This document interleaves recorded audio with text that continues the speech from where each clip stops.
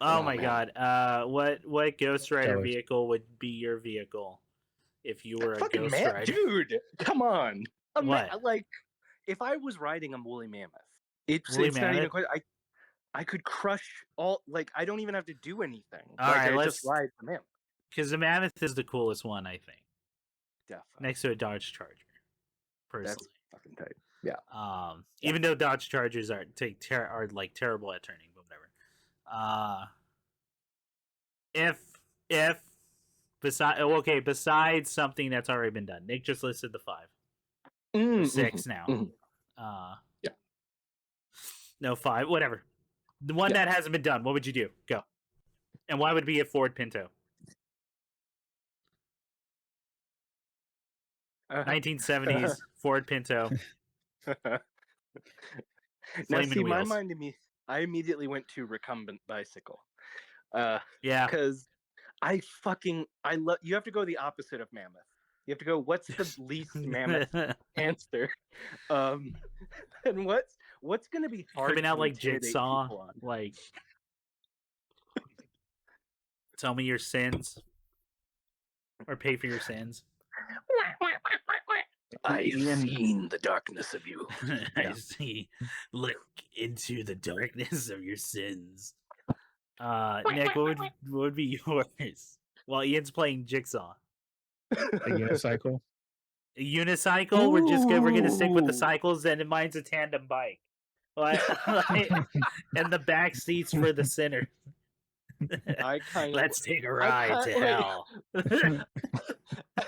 Let's go over the highlights here because Nick, your idea is excellent because you can also crush your enemies. You can do that like uni bounce that unicyclists can do where they go. Yeah, pop, he's pop, got a pogo on. Because this is serious business, okay? It's Like, a we got serious mammoth, business. we got we got a charger. What would even be your weapon? Because like the original Ghost Rider's weapon is a bike chain because he rides a motorcycle. Yeah. Yes. So because Johnny Blaze is the first one, he's a stunt guy, and then wait, so his name is Johnny Blaze? No. The one before Robbie is Eli. Eli removes him. Eli's the one after Johnny Blaze. Okay, so I was right, Okay. Johnny Blaze. What's the Human Torch's name? Johnny Storm. Johnny Storm. Oh my god. Okay. All right. See, comics. Look, that's right, Susan Storm. Why would I not know that? Okay, whatever. Comics. Or like Storm Reed, Storm Richard. But yeah, there's that for sure. I mean, for unicycle, for a weapon for me, I think I'm more than down to make it a megaphone. So I have a that's good. And I have a megaphone. That's and good, like circus. Yeah. For society, all your sins. Society of all your sins. Welcome to the big top of all your transgressions, all your slights. I put on a megaphone, right? It's on fire, obviously, and then I shout, and then burst of flames go through, and then it rings. It rings, and everyone for a moment can hear a whisper of a sin, and it's the guy I'm shaming. Ooh, okay, that's pretty good. Actually, I quite like that. That's a different take than the penance stare, because the penance stare is very more. You are paying for your sins, and you are the one facing all of them. Right. Mm-hmm. Yeah. Mm-hmm. But now everyone else gets to hear. Interesting. And then go. Yeah. Oh. Just for I wanted to comment for your idea on the tandem bike. Yeah. I immediately thought of, you know how like in places like Amsterdam and stuff like that, the police ride bicycles. Yeah. And you just think like, because there's no cars, it's easier in a lot of places. But just the idea of you have someone in custody, you have like a murderer that you've gotten, and it's like, all right, get on the back. And I'm also just picturing like, real criminals being arrested. They do have to get on the bike, and just that moment is so satisfying. I wish a comic that's part of the punishment, right? We all have to look at it. The shame that you gonna try and run? Get on this bicycle right now. I am a big proponent of public shame and humiliation as a deterrent. I think it would work. You're into that. Yeah. I'm not into it. I'm into shaming people. That's what you're on the top. Yeah, and you're on the other side of the leash. I got you. Yeah. And that's why I'm suggesting this law, senators, to make them all those dirty boys know who they are. I don't even know what a tandem bike. I detach the back of the bike and I swing it around like Kiryu from Yakuza. Ooh, okay, that's tight. That's really cool. Nice. Okay, I should find a lead. I don't know if this is gonna be in the podcast, but we should find. But we do have a very big surprise announcement at the end of this that I did not run by Nick and Ian, so they are gonna be subjected to it without their consent. So stay tuned for that. That's where we're gonna start. Yeah, it's Chris and the gang. Yeah, the podcast. That's right. Welcome to What We Got Out of It, a podcast of Chris starring two. Today we're talking about Samurai Jack. Okay. To continue our year of Cartoon Network, I'm going to keep barreling through. We need to get this shit down. It's 15 minutes in. Okay. Let's start. Start with the rising action. What did you all know about Samurai Jack? The first 3 episodes. I know we said we weren't gonna do it, the episode stuff, but we kind of broke that rule with Goodwill Hunting. Yeah, because we didn't know that's how it was. We thought it was one movie. So we just went for the first Samurai Jack episodes. If for anyone who's been around since Storyteller Cast, we already talked about the ending to Samurai Jack when it came out. I'm sure our opinions would change now, but like I still remember it ending pretty rough or poorly, like compared to how that final season begins. Yeah. So we're gonna talk about the first 3 episodes, Samurai Jack, which did premiere as like one long set when it came out.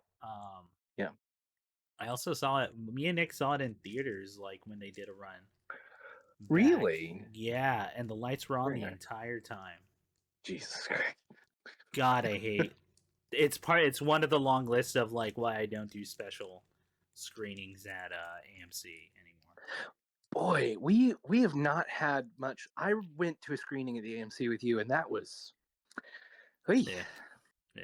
I don't. I really try not to do them anymore. It's been bad every time, or there's only like 2 things I think ever worked out. But anyway, Samurai Jack. Rising. Nick, what'd you know about Samurai Jack the first 3 episodes before going in? I mean, it'll probably be similar to you. Of like, it was kind of just I remember back then when they announced the pilots, like they announced the whole like block of we have this cool new show coming up for this block, and it's called Samurai Jack, and it's like, can I challenge that, Nick? Or no, finish your story. Challenge it? No. What am I lying? Go for it. No, I don't think you're lying. I think maybe that this show came out in 2001.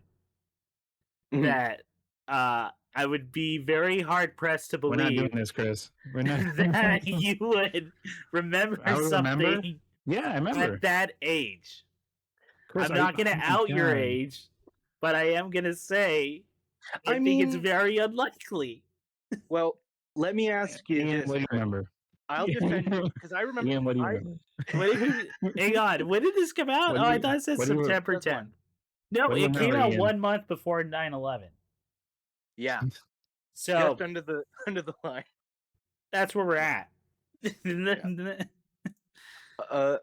I'm sorry, I wasn't going to say anything, Nick, but then that was the first thing that came up when I typed in this show. God. No, fuck my thing. Ian, what do you get out of it? I want to defend you. I'm going to defend you that you absolutely. I don't care what. I don't need to know what age you were at that time. I know what age you were. But hey, how about this? You. I know for a fact, Chris. You remember things from that age that were on TV. You definitely do remember things from that age that were on TV for sure. Yeah, I remember 9/11. I remember. I never forget. Of course. I remember. I do remember watching Samurai Jack, but I think I don't think it was the first episode. I think it was it's the one where he's following that fairy. If anyone remembers that episode, he's following a fairy in like a forest or something. I don't like not offhand. I don't remember that one, but I feel like that's the first one. I remember watching it at my uncle and aunt's house. But yeah, that's what I remember from that era. All right. I'll just throw in. I got this as a VHS as a a gift. Yeah. I'd been in. I think in 2001 I was in an art class, and I was like, oh, I'll get this VHS and learn how to draw from. That's cool. Pausing this tape over and over again. So I definitely watched that a bunch of times growing up. Yeah, 25 years fucking ago. Jesus. Yeah, you want to know something really like way worse about the timeline now that I'm like looking at it? No, what's up? You don't want to know something. Yes, I do want to know. It's the final episodes came out in 2017, almost 10 years out. Say that again? The final episodes of Samurai Jack came out 2017. You mean the reboot? The season 5 episode? Yes, the reboot. 10. Well, it's not a reboot, right? If it's a continuation. Continuation, yeah. Yeah. But it was just a big time gap.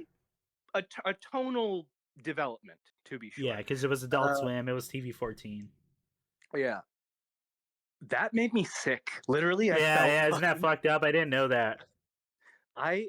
Holy shit. Fuck. Oh my god. Holy shit.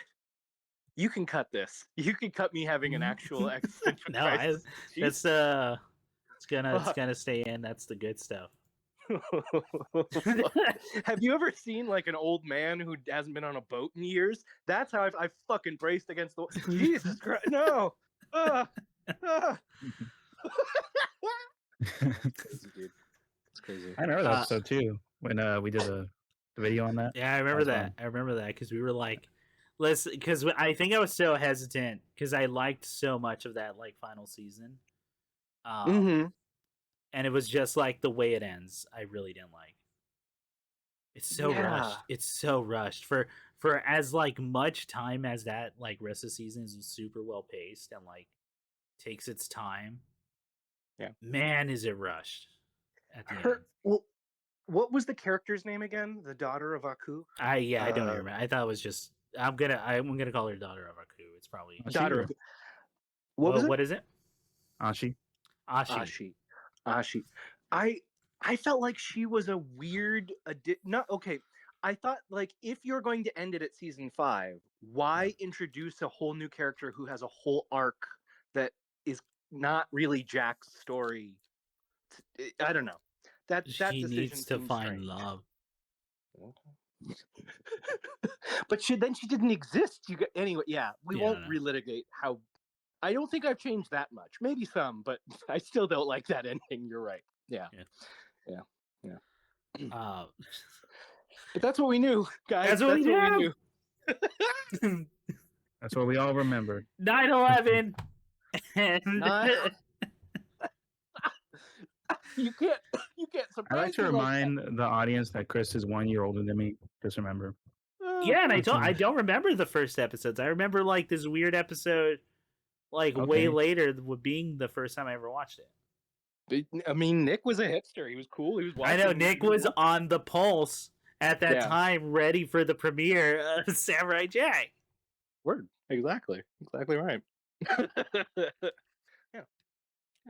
Nick, I'm sorry. I don't like. I'm not gonna out your age, but I am gonna say I think it's crazy. that claim. Okay. We can fight about it after, Nick. If you're angry. I think we should. I think you should. Yeah, we should. Well, what I was gonna say was that I do remember when I was watching, and at the time was when they were showing a lot of pilots. Because as a kid, my favorite blocks was the Shorty McShorts on Disney or like those are good. What a cartoon! What a cartoon! And then what a cartoon! I remember as a kid they had the Toonami block, and then before that, they had a block showing new pilots, and one of them was Samurai Jack. But I didn't know it was called Samurai Jack. I just saw him, fighting the Beatles. Yeah, swinging a sword. Yeah, swinging a sword, fighting the Beatles. Like that's what I was gonna say. Okay. Let's go. Do you remember? No, that's straight up no. Okay, I don't. Yeah. Let's go into the climax. What? Let's talk about it, man. Let's talk. What do we think? How we? Samurai Jack, Year of Our Lord, 2026. Yeah. 25 years, almost to the date. That's actually kind of crazy. 25 years after the premiere of Samurai Jack. Quarter of a century. That's crazy, dude. That's crazy. Wars have come and gone and have continued. Countries don't exist anymore. That were around in 2021. This is true. This is technically true. Yeah. Yes. We've been through multiple financial crises. I count 4 or 5, and we're probably going to hit the 4th housing bubble burst. We've also gotten so much closer to robots that mimic thinking than I thought we would have in that time. I mean, what I mean? Like, I could get into the. We could talk about that some other time. I could get into the science part of it. Why I don't think it's human thinking, but it's definitely not. But no, it's the same as Google, right? Like it doesn't exist without us inputting information. And it's in fact predicated on the abuse of a bunch of people all at once. Anyway. Times sure have changed, guys. Times have changed, but it have also stayed the same. We had another 9/11. We had a pandemic. 9/11's so easy to make jokes about, dude. Maybe because I was the right age. Maybe because it's because of the age that we both are, and it's because of, candidly, here's a hot take from me. Sure. I think it's because we grew up with so many people so nakedly making gross comments about it that it became a joke. You can't even take it seriously because everybody's taken any energy that's earnest out of it from remembering America's whatever. Ian. I'm gonna eat my freedom fries. Enjoy that. Suck it, French. Yeah. Let's get. You guys don't remember that anyway. No, let's get into Samurai Jack. Okay. It's good. It's like one of the best first episodes of a series ever. It's up there. It's like Gendy. Well, before Primal, I guess, but I think it's Gendy Tartakovsky's art style put to the max. It's that thing of art, or just art in general. You reiterate, and a lot of that is actually making it as simple. This is not true of all things. I am keenly aware of maximalism, and I actually really like maximalism. But a lot of the times it's refinement and making something as simple as possible while conveying as much information that is poignant as possible in as simple as a form as you can. And I think this is as close to what his art style can do before Primal existed. I know that sounds kind of crazy and high praise, but that is how I feel. And it's the first episode is so the first 30 minutes is so well paced, for just knowing who Samurai Jack is. Yes. Right? Yeah. Everything before the rug pull is so good at leading you up to, we're going to do the fight. And it's actually kind of crazy. I mean, as a kid, you're not thinking of movie pacing or all that, but you're like, oh man, we're here already. And already I'm rooting for Jack. We saw him do the training. The training's super interesting because he's learning all these things from multiple cultures, and it's not just fighting. Some of it's art, some of it's language, some of it's just how to travel and survive, because he has to be able to do everything, right? In order to face this cosmic horror, which doesn't have an explanation of why it comes. But who cares? It's evil. Like it's a god descended upon the earth, essentially. Mm-hmm. And it's so good. And then we get the rug pull, and the show just opens up, and it's like this is what the show actually is. And the setting is so good. It's not too specified, but it's explained well enough that you're like, oh yeah, we can do whatever. Episodes can be anything. And your anchor will always be Jack because you followed him since he was a child in those 30 minutes. Right. And he's like pretty simple, but also like, yeah, you're with, and that simplicity allows you to kind of like wander with it through this universe. It's such a good setup. It's so like simple. It's very old school. It's very like Odyssey style. Just simple traveler, like Dante's Inferno, all that. Like you're following through. I'll throw in one of my thoughts about Jack. As I agree, he's like the anchor point. He's the safe place where you, as the audience, have a reference to how weird we can get the world. Like the world is certainly set upon specific tracks. Like there are specific influences that it's related to, I guess I would say, and we should talk a little bit about that. But I was just going to say, as far as we talked earlier about writing, and you very rightly said, it's a well-written show with very little dialogue, but it's incredibly tight in the way that it's written. I think also a great thing about sorry, real quick, we said that before we started recording, just in case anyone's like gonna go back. Yes, don't try and find that. He said that earlier.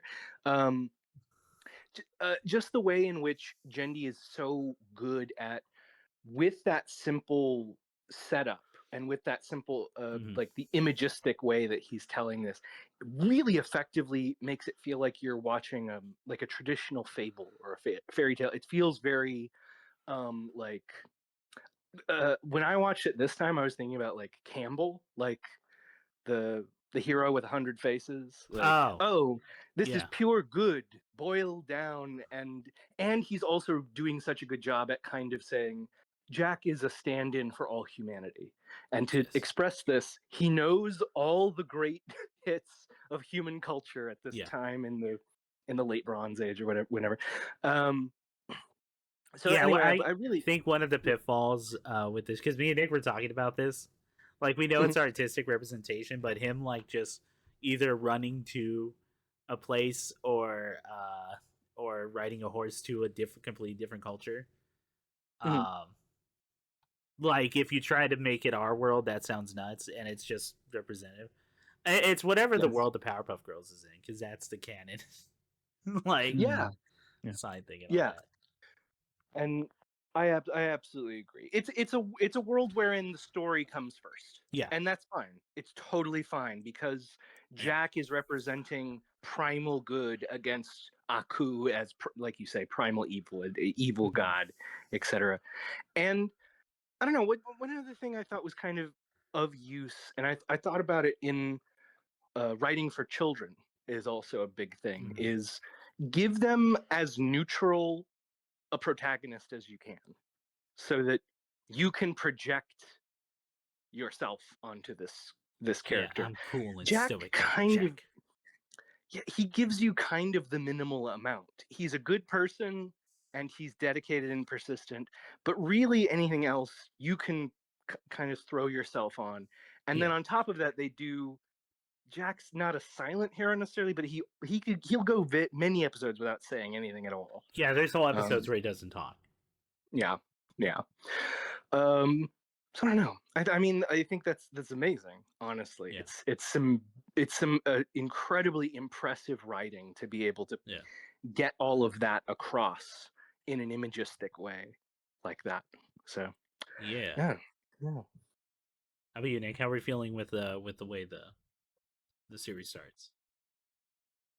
I mean, pretty much the same thing. Like, especially going into knowing the context now of like what was set up for it, and then like how it was kind of pitched in a lot of its influence. Because I remember between then and now, actually we knew a lot of Frank Miller stuff, and I knew Ronin was the big inspiration for like the setting. Oh, okay. Frank Miller's Ronin. Will you talk a little that bit makes about a lot Ronin? of sense. Oh, the comic. Yeah. Yeah, just for the folks. Yeah, not for you, for the folks. Yeah, we can hear you. Oh shoot. Oh, did he lose? No. Maybe he lost us. Damn it. Yeah, hang on. I'll text him real quick. Well, I'll explain what Ronin is. Okay. Yeah, you explain, Ian, what Ronin is. Great. Ronin was a DC comic that was published sometime in the early 1980s, and it was like a crazy dystopic cyberpunk, Japanese myth-inspired story done by. Oh, I guess I could explain Frank Miller. Yeah, there you go. Yeah, there you go. You guys hear me? Yeah, now we can hear you. Okay, sorry about that. Yeah, I think Discord just shat itself on me. Oh, okay.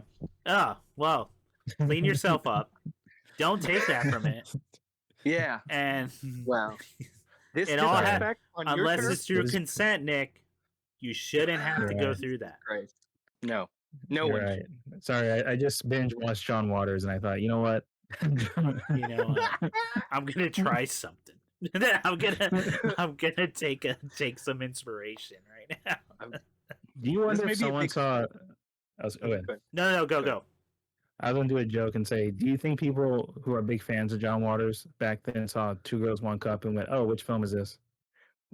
Yeah, I'm sure. I mean, it happened once.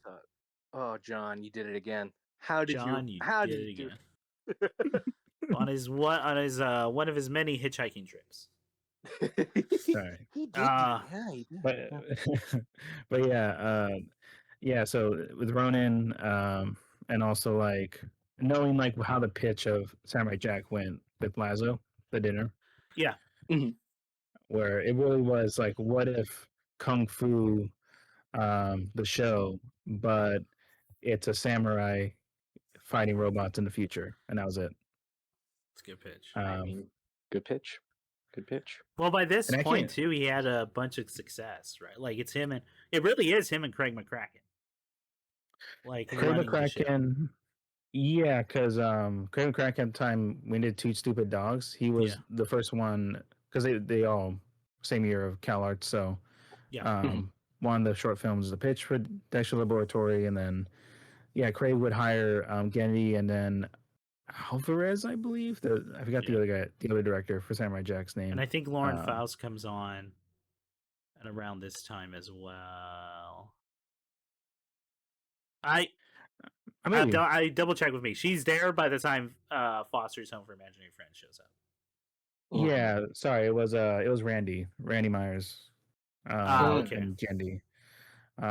But yeah, that was definitely of like, you kind of Mike Lazo, I think, to kind of tie it all together, Mike did say when he pitched this to the execs, because this is when Mike was starting up Adult Swim and all that.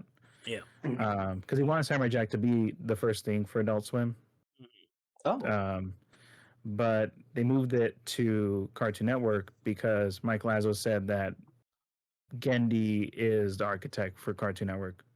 And I think, in 2001, I would agree with him. Like, yeah, him and Craig, they're the benchmarks. Yeah. I don't even think. No, I think, but well, you know what? We would have to go through all the works, right? But like, my gut says Gendy has more stuff under his belt by 2001. I mean, yeah, he had just done Ego Trip not too long ago. Before this, Dexter's that was just wrapping up, I think. Yeah. And that was a huge hit. But yeah, okay, but that dinner story's great, and it is what the show becomes. Goes to the future. The future can be whatever. It's a great, like, they're not falling into the pit traps where, like, of that kind of setting where you start over explaining stuff and you start kneecapping your setting, and it becomes actually smaller and smaller and smaller. Versus, man, it feels so big in that first episode. There's talking dogs. They're excavate. They're a race of excavators. They all wear the exploratory hats. They're crucified if defying defying Aku. Aku has now has multiple aliens under his control, including these robotic beetles. There's just aliens willing to fight you and thing, but they're also really cool. There's other future people who are willing to be cool to the new guy, if he does cool shit. Right. It's so alive and wide. It really is that if it feels that childlike thing of anything. This can be anything. Yeah. We're not limited here. I have a question about the dogs for y'all. Yeah. Actually. Because I would say, and now this and based on what you said, I'm starting to suspect it more. So there was a version of this that was kind of the season 5 all the way through at one point when it was a flagship for Adult Swim, presumably in Jendy's head of this is gonna be. Having watched it. Oh, go ahead. Sorry. Go ahead. I was just gonna say, having watched it this time, the silly Samurai Jack is chock full of silly scenes, and silly characters and silly things. The dogs felt like a tonal element that was not present in the first 90 minutes or the first hour, 60 minutes of the thing, and it felt like it would be the first 30, first 40. This is the concession scene. This is him saying, okay, now it's going to be like a kid's thing, and we're going to put in 3 helpless little characters that are just silly Muppets, basically, that are the silly little characters that you feel bad for Jack to rescue.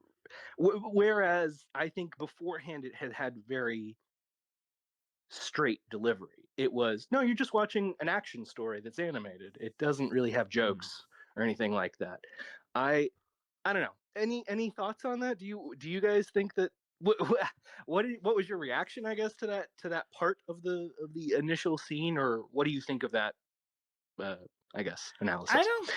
Are you trying to say they're just oh, this is appeal to kids, this cartoon made for kids, and not to me, grown not to be grown adult?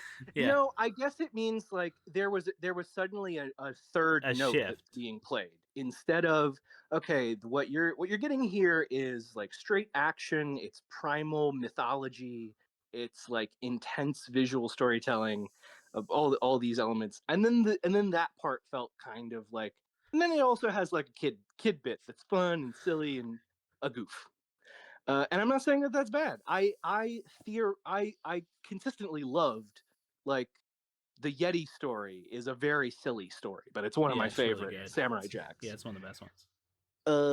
But I don't know. Okay, here's what I'll say. Different. Oh, good. Than what it be. It's definitely different than what it was maybe intended or what it became. Yeah. Oh, that I don't know. Intention, I can never tell you because we weren't there 1 month before 9/11 when this premiered, and this and what's going on again. I have no clue if he knew what the thing for season 5 was by then. True.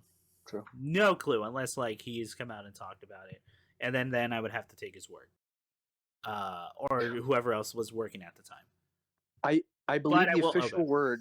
I'll say this: I did look it up. His official word at the time was season 4 was ending. They said we haven't gotten word for renewal. Yeah, I remember. I've heard this. And they want us to start Clone Wars as a series. Yeah, that I do remember. Clone Wars is the reason. They're because that's money, dude. That's crazy money. That's studio saving money. Yeah, exactly right. Exactly. And it's one of the best Star Wars things ever. We might do if we ever do a Star Wars theme year, which I don't know why we would, because most of us don't what's the Star Wars. I would make that a priority to watch. Oh yeah, the 2D, the Clone Wars stuff, definitely. It's primo Star Wars. Here's what I'll say. Here's what I'll say about that. There is a shift, but I think there. So here, I think the real flaw of that, if there is one, right, is them kind of doing a little bit of lore or story dump or like lore dump of like, you know, what's actually happened since his time. And they're very generous to tell Jack that. Yes. Versus him maybe finding out as like the episodes go on. But I mean, they get to the core of it, which is Aku's the big bad. He's in charge of everything. He's enslaved most of the races because no one can actually fight him. Yeah. And he's doing this to mine powerful resources that he gets to use with his power. True. That's all you really need to know as you're watching it.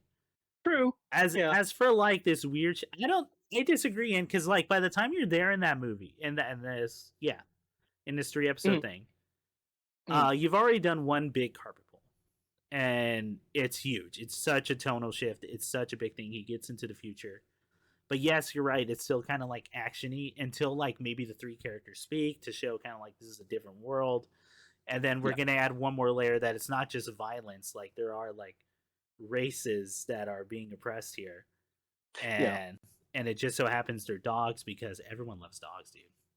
You're mean to a dog, you're evil. That's true. And we both know Gendy Gendy fucking loves dogs. Like he big. He has a whole movie about it.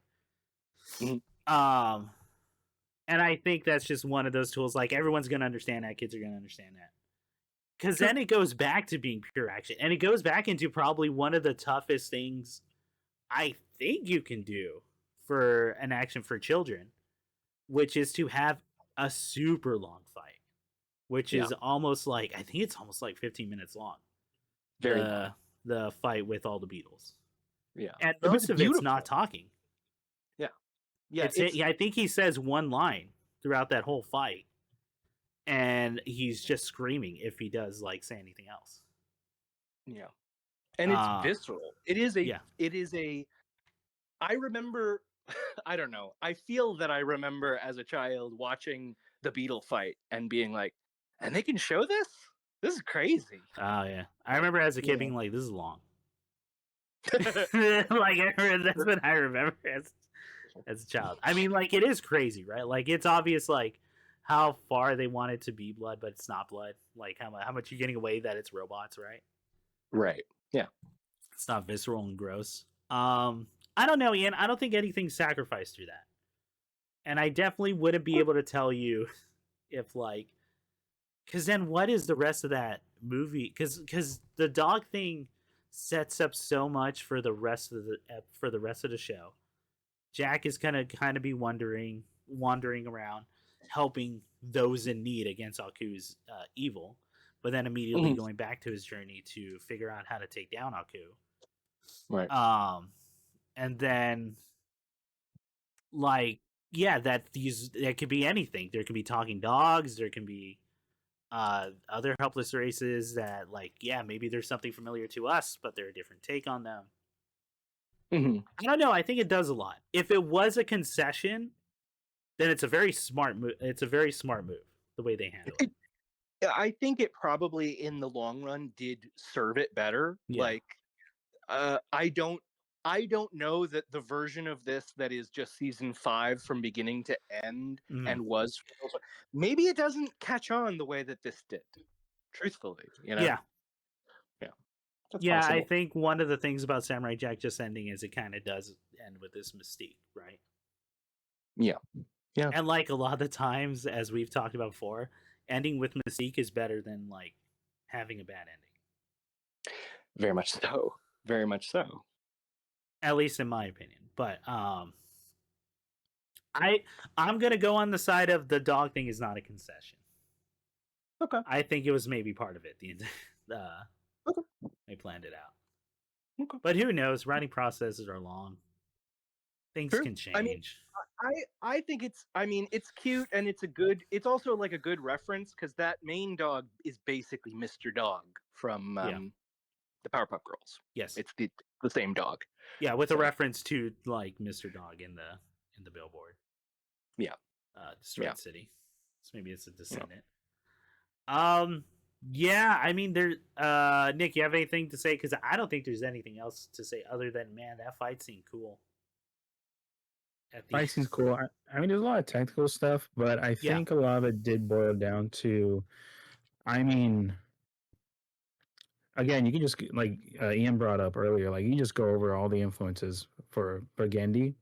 Yeah. But I think for myself watching, one thing I noticed is that this is where I think you're seeing him pull more from comics than from film and TV than people assume, because there is so much like there's so many rules of three happening.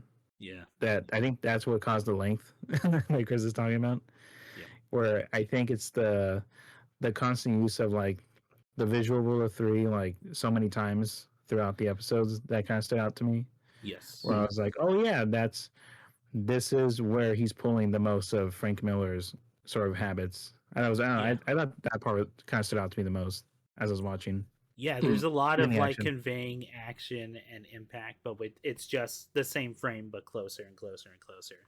Yeah. To increase, and it feels like this increase of intensity right before the burst of action, and you may not even see it, but you see the end result, and somehow and like because it's so sudden, it feels visceral and like very impactful, and it feels kind of like life, where something happens to you and it's so fast you're not immediately thinking about how it happened, you're just saying what happened, like like you're seeing the end result and all that. Yeah, 100%. I can see that too. I mean, like there's the obvious movie references in here too, like Kurosawa, like the same blood splatters that like burst out, and like the reference to the 100-man fight, although you can kind of tell like they're playing, and maybe because I've read so many things that have played along with this idea of like a 100-man fight, that's really cool, whereas like stuff like Berserk and Vagabond has really in-depth stuff of like, no dude, it fucking sucks, like like it's a waste of human life, but like we get to have it with robots, it's fun, it's action, right? Like it's more of a cool thing you get to watch for in this beautiful animation style. But yeah, I think, is that all I got? I think that's all I got. What other things for Samurai Jack before we move on? What about Wolf and Cub? They did like a Wolf and Cub. Oh, that was tight. Yeah. That was good. Wait, who's Cub? The baby in that one episode where he takes care of a baby. Oh yeah, but I thought we were talking about that's the very last episode of the. Oh, is season it? 4. Yeah, that's famously where it ends. He hands the baby back. Season 4. Yeah. I forgot that was the close. Well, no wait, because Gendy had said, well, and it's not a definitive end for Jack, but it's a great note to go out on. Like that would have been a story. What I mean by the end is, that's where the show ended for a decade plus. Holy shit! 2 decades ago, nearly. Jesus. Yeah. Oh my god. Yeah. Fuck, man. Anyone got anything else to say about Sam Jack? Or we? Should we just what we got out of it? Sure. Yeah. All right. Falling action. What did you all get out of it, Nick? What did you get out of Samurai Jack? The first 3 episodes. That's a cool cartoon. Pretty good. Pretty cool cartoon. Ian, what'd you get out of Samurai Jack? What I got out of it is, here's two things I got out of it. One being the art in this is fucking gorgeous. You guys go just appreciate looking at this thing, because it's beautiful to see. Feast your eyeballs. Yeah, exactly. It made me kind of think of the scene in the courtroom at Good Will Hunting, just like, oh, this art is just, delighted to look at this. Oh shoot, what was the other thing? Nah, I guess that's good. That's good enough. It was real pretty. I liked it. It was real pretty, but Ian did not think it was cool. So that is something to remember, everyone. What did I think of? What did you think, Samurai Jack? I thought it was really cool, and a really cool cartoon, and I thought it was gorgeous. Also, I thought it was smartly written in terms of what you need to do to set up an entire series, get anchored to a character, and to like just be on board with the action, man, because it's super good looking. I don't think It's the first 3 episodes. There's not like this crazy in depth moral, other than like, yeah, you can never really predict evil. You evil will always find this way to come out on top, and that's why you got to keep fighting for Samurai Jack, because you have to be ever vigilant, ever pursuing the way of righteousness. Mm-hmm. Yeah. How's that for a thing? How's that? Yeah. And I thought it was cool. So big takeaway. Let's get into the denouement. What would you all recommend having watched Samurai Jack, the first 3 episodes? I think for myself, I would just recommend Ronin. Like Ronin? Okay. Frank Miller's Ronin. Hell yeah. Nice. Very nice. What would you recommend, Ian? I'm going to recommend that you do actually go check out some of the movies that he's kind of pulling from inspiration-wise. Okay. Yeah. I'll say maybe Kurosawa in general. And go watch his non-samurai movies too, because I feel like they're always not like talked about as much, but they're like some of his best fucking works. Very good contemporary movie making he had done. And then go check out A Fistful of Dollars, like some of the westerns. Yeah, Fistful of Dollars. Because this is just as much inspired by like Western action movies as sci-fi, as it's a bunch of warrior tropes. Like that's the setup. That's the beautiful thing, as you say. It can be cowboys, and it can be warriors of the plains. It could be the Celtic Scotsman. It's closer to like it's more fantasy than sci-fi, like in the sense that it's limitless, right? There's no like technology hindrances or anything. What would I recommend? The movies are good. Those are good. Y'all made good recommendations. I like the Ronin one too. I would probably, you know what, I mentioned Vagabond. Go read Vagabond. Vagabond is, if you're looking for like, man, this is cool, and then now you're an adult and like have a lot more experience and thoughts about what violence actually is. Vagabond is a meditation on that. Nice. And it's very similar to Samurai Jack in the sense that it's like this wandering samurai, right? Like going through this world. And guess what? Like the original Samurai Jack doesn't have a clear definitive ending, other than, you know, he kind of plotted out where it would have gone, but it's not like panels or anything that you could look up. But man, the journey is so worth it. Yeah. All right, so we gotta rank these. Yeah. All right, Samurai Jack. Is it better than Ben 10 Race Against Time? The live action Ben 10. That's tough. I don't know. It was cooler. I like the trivia. It's cooler. Oh yeah. Now Ian thinks it's cool. I mean, it's cooler than that one. We'll see as we go. Well, it doesn't have trivia. How do I not know what I'm watching? You know. That's true. Well, we should do a whole episode about like it's just me and Nick debating Amphibia against Owl House. Oh, and Ian's man. like, Ian, you're not ready for that. Well, you know what side I'm going to be on that yeah, you're wrong. Yeah, Amphibia is the better show. Wait, Owl House? Oh, really? I love the Owl House so much, man. I get it, but it's like, we know you do, but done. Like, but one's Ian, done. You gotta be real. What do you mean? What do you mean it's done? I mean, I'm not waiting for for the second coming or anything. I will have one hot statement to give Ian as a preview. Oh shit! If we ever do that debate. Okay. Ian. Yes. One of my hottest takes about those two is that I think Amphibia has a way better villains. Ooh, I 100% agree with Nick. Yeah, I agree with that. If you take away the power and the concept and powers of Owl House are more interesting than the characters.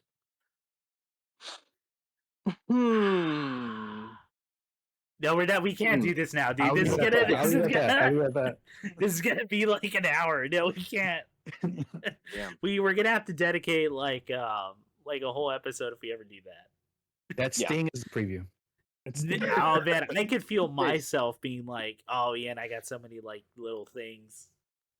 Oh my god. Okay. Sasha's the best written character out of anything between those two, but Ida's pretty good. I will give Ian this concession. I think Ida's the best written and most interesting character on Owl House. She's such a satisfying mentor-like character that is everything about her arc is the best thing in Owl House, next to maybe. That's so good. Okay, something for something for someone to look forward to whenever the fuck we do it. Is Samurai Jack better than Ben 10 Race Against Time? Yeah. I disagree.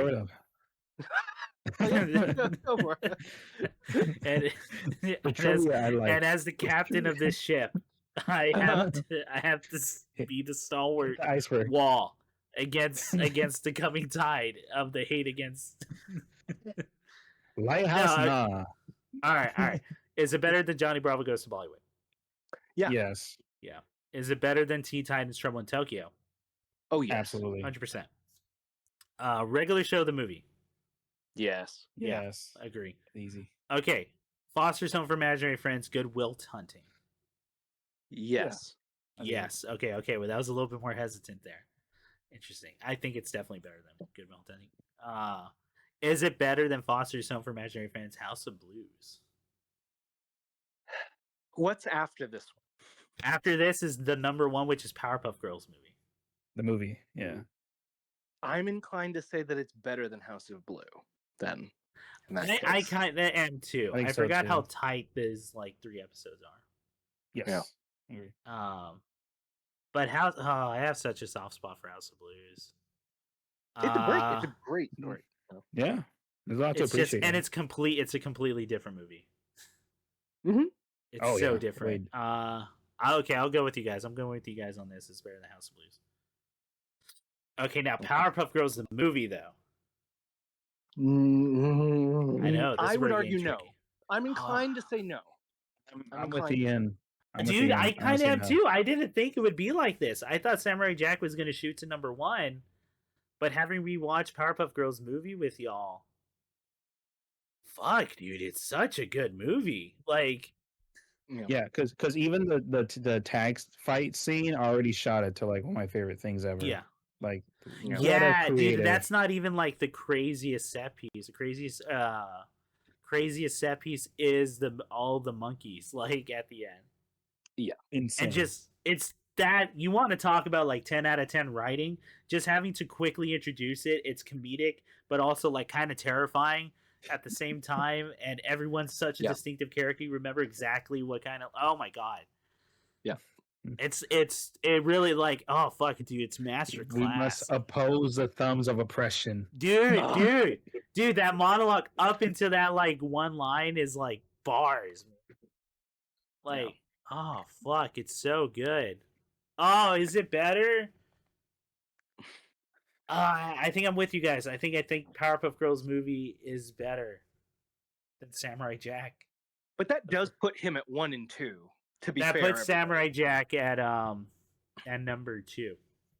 Yeah, it's a hard 2, but yeah, it's 2. It's a hard, hard 2. It's tough. Fuck, dude, Powerpuff Girls movie is so good. It's very good. Okay, but this did break up the trifecta of the Craig McCracken top 3. There's a gift. Which we keep saying Craig McCracken, but also Lauren Faust also did a ton of writing on these. True. And she's a phenomenal writer. So. Well, she's just talented at everything, but like in particular, I think her writing is like great. All right. So, as I order our new lists, we now have the 8 done. Let's go. At number 8, we have Ben 10 Race Against Time. At number 7, Johnny Bravo Goes to Bollywood. At number 6, Teen Titans Trouble in Tokyo. That's always crazy to me. Like, I always thought that was a better movie than what it was. Rewatching. Yeah. Number 5, Regular Show the movie, which I think that surprised me how solid that is. Yeah. Number 4 is Foster's Home for Imaginary Friends, Good Will Hunting. Number 3, Foster's Home for Imaginary Friends, House of Blues. Number 2, Samurai Jack. And still at number 1, the Powerpuff Girls movie. Heck yeah. Hell yeah. All right. So time for announcements. Again, I did not run this by. Nick may have an idea of what I'm about to say, but I did not run this by them. No. This is fully without their consent, but this is what we got out of it. I upload and edit everything. I'm the one who schedules it. I get to say, I am the captain of this ship, and I am the stalwart wall that crashes through the ocean that we call this podcasting territory. Okay. Anyway, the announcement. Yes. A lot of things happened in the last couple of days from what I'm recording. And I don't know if we have longtime listeners here from the Storyteller Cast days, but we used to stream a lot. Yes. And like when I was doing the solo stuff, it was mostly like Souls games, PS2 games, weird shit. And then we would get together and we would go through a certain franchise. And we did it all. Oh, fuck. We went through all the Kingdom Hearts. So if anyone ever asked us to do it, we already did it, motherfucker. We did it all. I put Ian through all of it. All of it.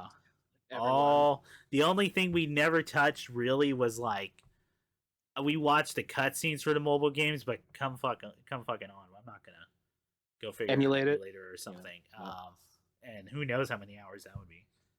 No. As well as the Game Boy version of Chain of Memories, which people view as better. I don't care. I think the system in itself is fundamentally bad, but that's a whole debate we can get into. We never did the manga, but that's because most of the time they're not referencing the manga, but that might change. For you see, Kingdom Hearts 4 comes out next year, 2027. End of 2027, yes.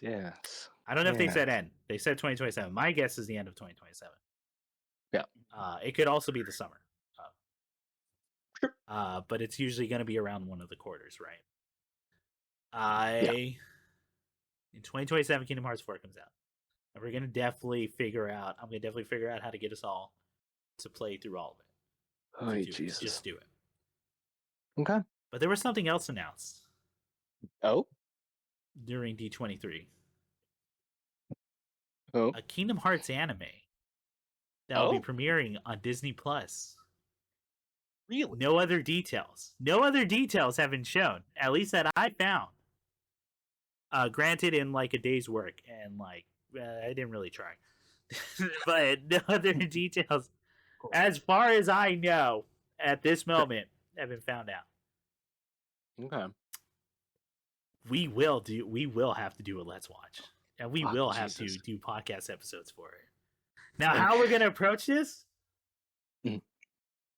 I'm sure Nick and Ian are like wondering how, and like maybe it would just be we watch it all, and then we talk about it.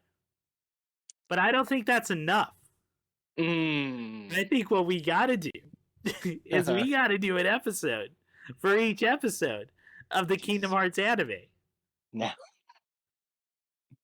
Oh God! Now, I'm thinking of your benefit, Chris, and I gotta ask you: you sure you want to edit all those? That sounds like a lot. Yeah, man, it's fucking easy. It's just not hard. I have this down to a T. Shit. Okay. It's timing and schedule, which is why I'm letting you all know now. Yeah. Hey, God. man, it's Ian. This is gonna be fun for me. That's where we're at. We're gonna do all of them.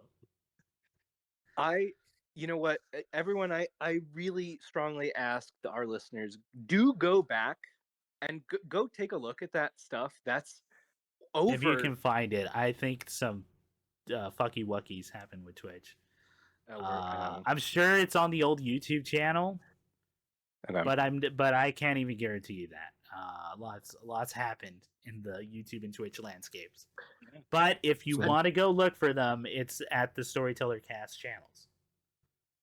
I want to say that's 2017, 2018, about when that would have been. Yeah, it was a long time ago. That. It was a long time ago we started. Jeez, oh, fuck. Long well, time ago.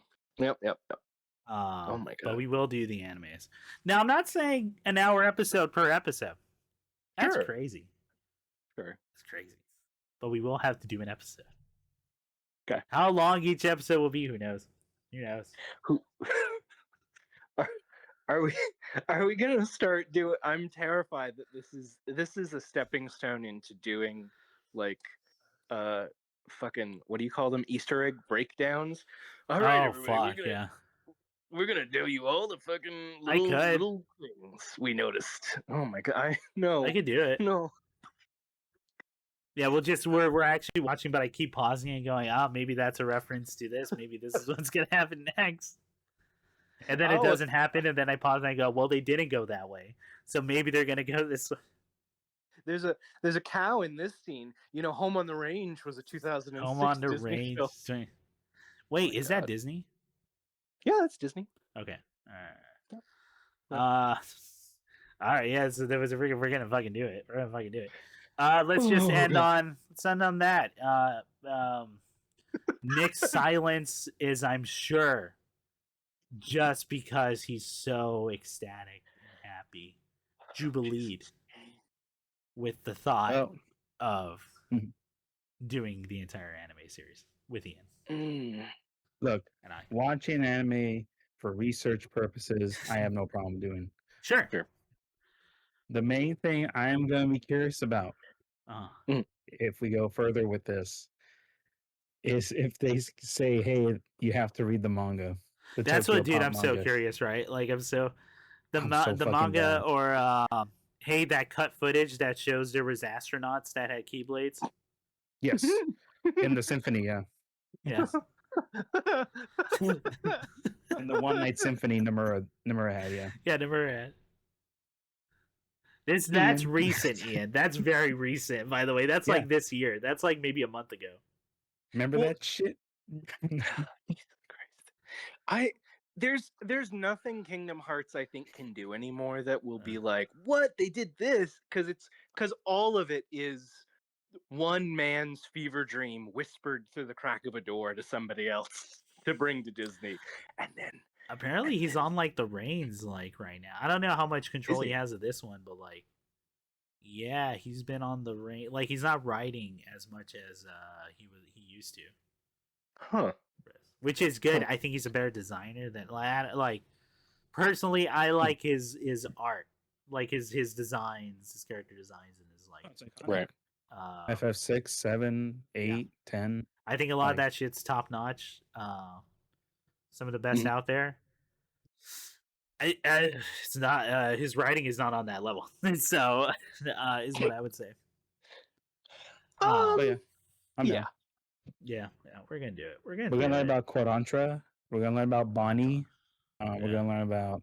Are you just looking up the manga characters? No, that's in 4. That's who was announcing. Oh yeah, God, yeah, the people we were making fun of for their designs. Ian, it's not Shibuya. It's not Japan. It's called Quadantra. It looks like Tokyo. It looks like Shibuya. It's not Shibuya. Even though people found the apartment that Sora would be. They doxed him. Yeah. Yeah, they doxed Sora. God, these kids. He's only 14, you guys. We don't know that actually. Actually, he might be like 18 in this. Might be older, yeah.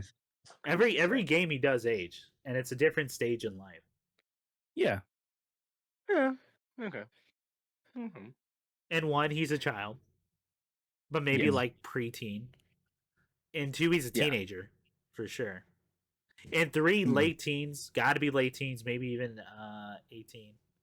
Yeah. 4, this dude's 18 or in his early 20s. Oh yeah, he's a Japanese child. The way they render him now, it does make it look like he's a live action. Yeah, but Nick, you notice Sora. He looks different when he's in the Coco world. Of course, yeah. No, he looks what we know. He looks different from the Coco world and Quadantra. I dig it. I like the idea. Because that's what I figured was happening when the first trailer came out. Because they showed it as a hint in 3, and I was like, "Well, there's no way. There's no way. Like Disney wouldn't let that. Like it would just be a world or something." Anyway, podcast has gone on too long.